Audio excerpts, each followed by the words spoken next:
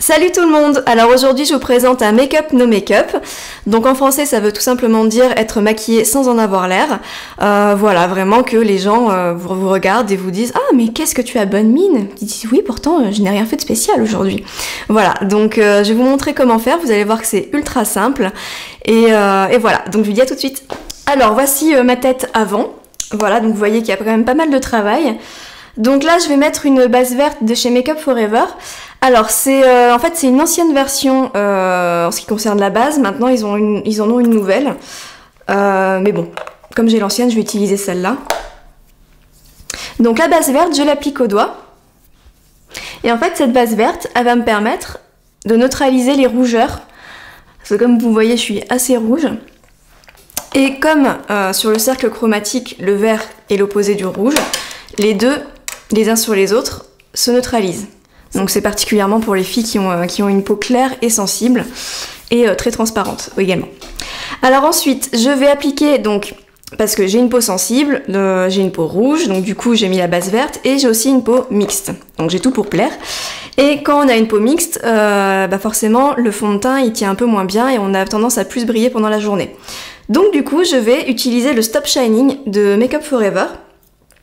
Donc le Stop Shining, vous pouvez l'utiliser soit avant le fond de teint, comme je le fais, soit après le fond de teint, qu'il soit poudré ou non. Ça n'a pas d'importance, ça permet aussi de faire des retouches. Donc là, je l'applique particulièrement sur la zone T. Et ensuite, le fond de teint. Donc là, le fond de teint, pour un make-up no make-up, il vaut mieux un fond de teint assez transparent mais lumineux tout de même. Donc vous pouvez soit utiliser une bébé cream. Les bébé cream sont quand même idéales pour ce genre de maquillage. Ou là, je vais utiliser le Face and Body de Make Up For Ever. Donc vous l'avez peut-être vu dans certains tutos. Il est particulièrement bien pour l'été et Alicia avait fait un article aussi pour vous montrer qu'on pouvait bronzer ses jambes avec ce produit parce qu'il va aussi sur le corps. Donc le fond de teint, donc là c'est le numéro 20. Je prends mon pinceau fond de teint et je l'applique en mouvement circulaire.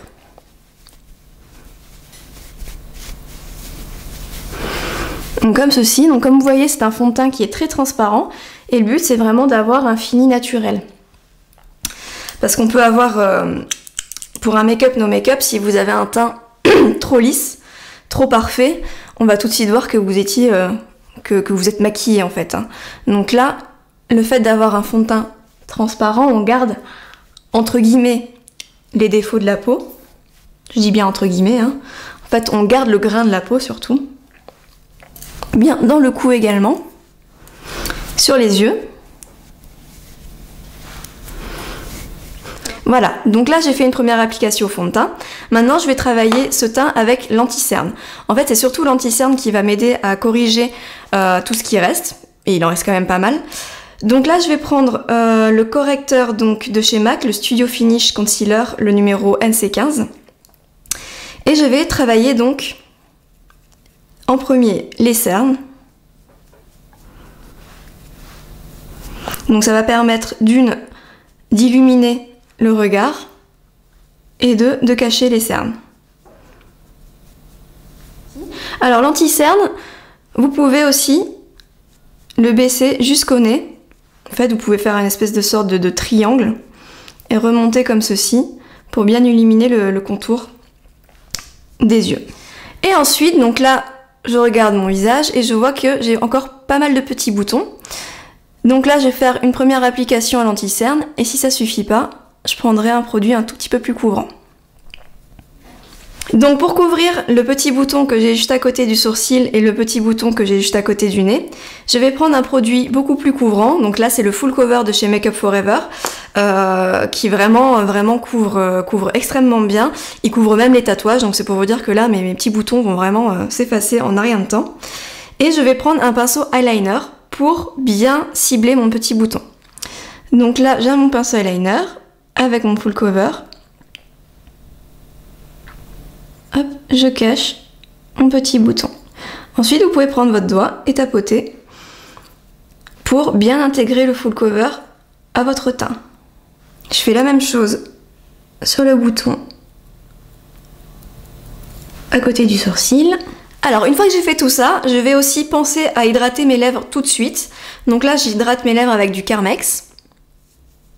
Donc c'est indispensable pour n'importe quel maquillage, de toute façon, d'avoir les lèvres bien hydratées et bien lisses. Donc là, je les ai hydratées. Maintenant, je vais appliquer un blush. Donc le blush HD de chez Make Up For Ever, qui est en fait un blush crème. Donc là, c'est le numéro 7. Donc en fait, ce blush, il est très bien parce que vous pouvez travailler en transparence. Contrairement aux fonds de teint poudreux qui ont tendance à se voir un petit peu, en fait on voit qu'il y a du blush. Là, ce blush, je vais essayer de le travailler pour faire en sorte que vraiment on a l'impression que ça fasse partie de mon visage. Voilà, style j'ai un blush naturel quand je me lève le matin, quoi. Donc là, je prends donc le blush sur le bout de mon doigt comme ceci. Je souris. Et je remonte.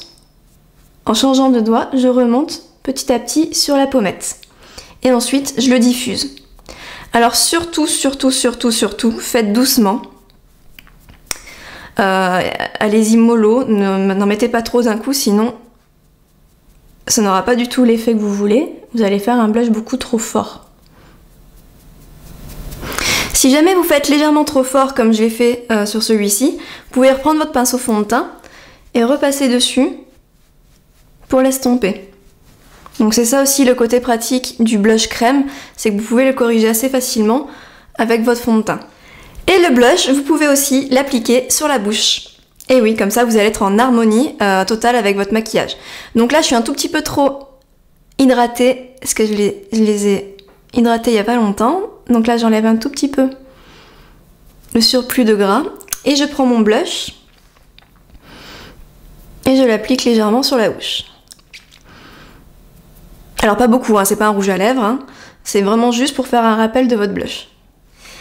Et maintenant, je vais poudrer mon teint.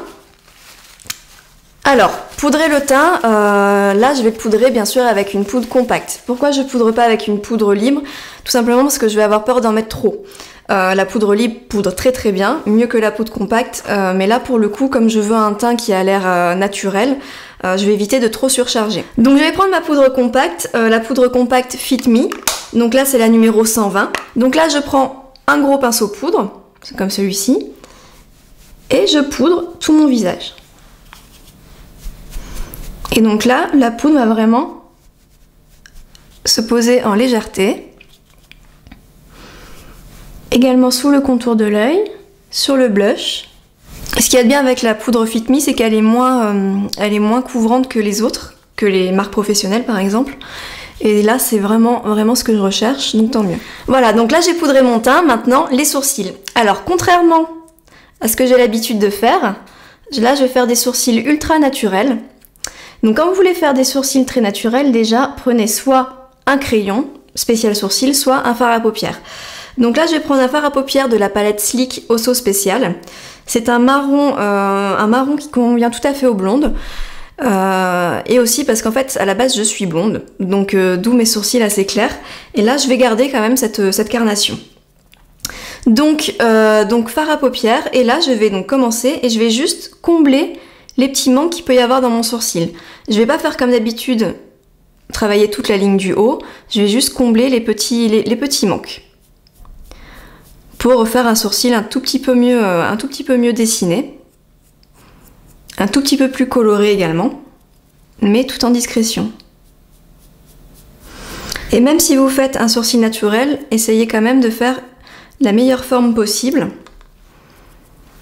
pour quand même avoir un beau sourcil. Et maintenant, donc je vais faire les yeux. Alors pour les yeux, ça va être très rapide. Alors bien sûr, vous pourriez ne pas faire les yeux, sans problème, juste mettre du mascara et ça suffirait. Là, je vais quand même juste un tout petit peu structurer. Donc, je reprends ma poudre Fit Me avec un pinceau plus petit et je vais juste passer ma poudre sur l'ensemble de la paupière. En fait, c'est pour bien poudrer la paupière et ainsi bien dégrader le marron qui vient après. Donc c'est assez rapide. Et ensuite, je vais prendre le même marron que j'ai pris pour les sourcils, donc de la palette Osso Spécial. C'est une couleur qui est mate, donc c'est vrai que quand vous voulez faire un make-up no make-up, c'est mieux d'avoir un fard à paupières mat, ça fait beaucoup plus naturel. Et donc là, je vais d'abord commencer par travailler donc ma structure, comme ceci. Je prends mon pinceau qui dégrade et je floute. Alors là, je recherche pas un résultat fort ni extraordinaire, hein, je veux juste sculpter un tout petit peu l'œil.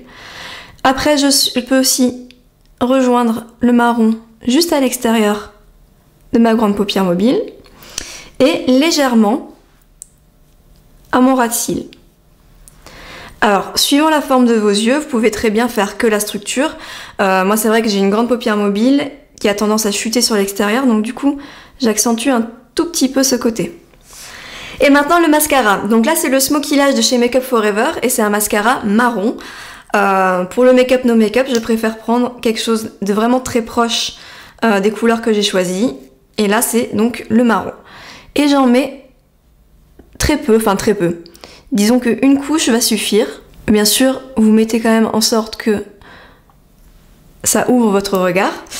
Et pour vous aider à bien répartir le mascara, vous prenez un goupillon et vous brossez bien vos cils. Voilà, ce make-up no make-up est enfin terminé. Donc comme vous le voyez, là j'ai vraiment l'air naturellement belle et c'est exactement ce qu'on veut, donc tant mieux. Et voilà, j'espère que ça vous a plu et à très bientôt.